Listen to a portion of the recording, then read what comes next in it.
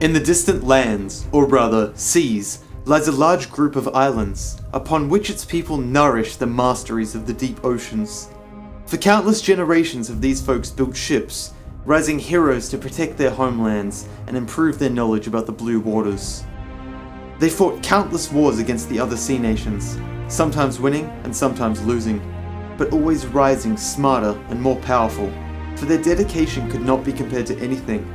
They did not care about dying or living, so long as their spirits returned to the sea gods from which they were born.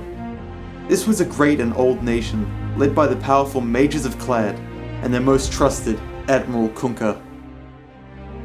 With the passing years and centuries, these people have mastered all things related to the seas and the oceans. They have no fear of storms and can go fishing in the smallest of boats on the largest waves. However, a hidden lust for magic emerged from within, and the mages of Clad decided to explore its secrets, to develop their nation even more. Kunkka did not know anything about this, nor could he react if he did. The Sacred Council was a godlike presence to the people, and their decisions were not questioned. And why would they? The nation was at its strongest peak, a point in history where nothing living would dare to challenge their power. Sadly, the powerful civilization had yet to learn the most important lesson. There are always bigger fish in the sea. Their hunger for power had lured the demons from the underworld, and just as dragons are lured to gold, so were these demons lured to the arcane arts discovered by the mages of Clad. Their demonic ships rose from the darkness of the ocean, and had been given the command to destroy everything on their path to the capital city. The people of the Clad's clan did not hesitate in their retaliation. Even if this was the first time they had to fight the demons, Admiral Kunkka, as their best warrior, was commanded to protect the islands of men.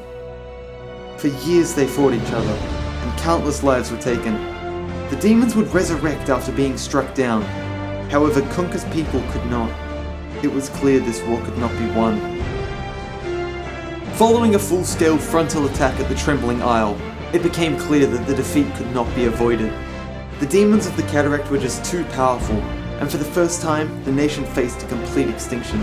For these demons were after everything living, and would not stop until death reigned the lands.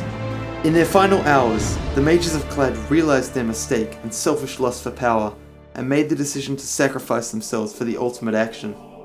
The unleashed energies of their sacrifice summoned a host of ancestral spirits to protect the remaining members of Kunkka's fleet, and this was enough to turn the tide of the battle. The skies darkened and even the clouds vanished, too scared to witness what was to come. Kunkka saw the opening of the demons' defenses and led his forces towards the historic victory.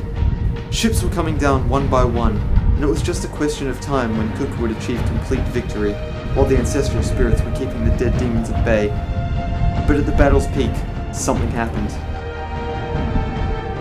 In over 1,000 years, these parts of the sea did not see many powerful spells and energies. Now people say that these energies were the main reason that the ancient god awakened from its slumber. Before Kunkka could make a final blow, they all could see the strange lights and maelstroms forming in the distance. Already strong wind was becoming even stronger, announcing something huge coming at them. Both the men and demons were now looking at the chaotic waves coming towards them at full speed. A moment before striking the first boat, the gigantic tendrils rose from the sea in all their glory to erase dozens of ships in one single blow. This was a historic but short moment, as Malron the Tentacular appeared from the deep seas. The loud and terrific roar of the beast was the last sound they all heard, before finding themselves at the bottom of the sea. Nothing could face this ancient monster, and the last forces of the men and demons left to face their destiny. Nobody can say what really happened that night. In the chaos of the storm and destruction, nobody can know for sure if Kunkka really died that night, even if his body lingers on. People who find him looking in the distant sea from the high cliffs say that his presence is almost ghostly, like he was brought back by the ancestral spirits to revenge the fall of his nation. Those who dared to speak to him say strange things about the mysterious creature from the deep sea, seen in the distance by Kunkka before his ship went down. This creature, dubbed the Tide Hunter by the storytellers in these lands, is said to be the Kunkka's nemesis, the main reason for his pain. For Kunkka's main focus is now this leviathan creature, and while he waits for the day of his revenge, he stands there quietly, on the edge of the cliff, endlessly replaying the final seconds of his destruction. One of these days, Tidehunter. One of these days.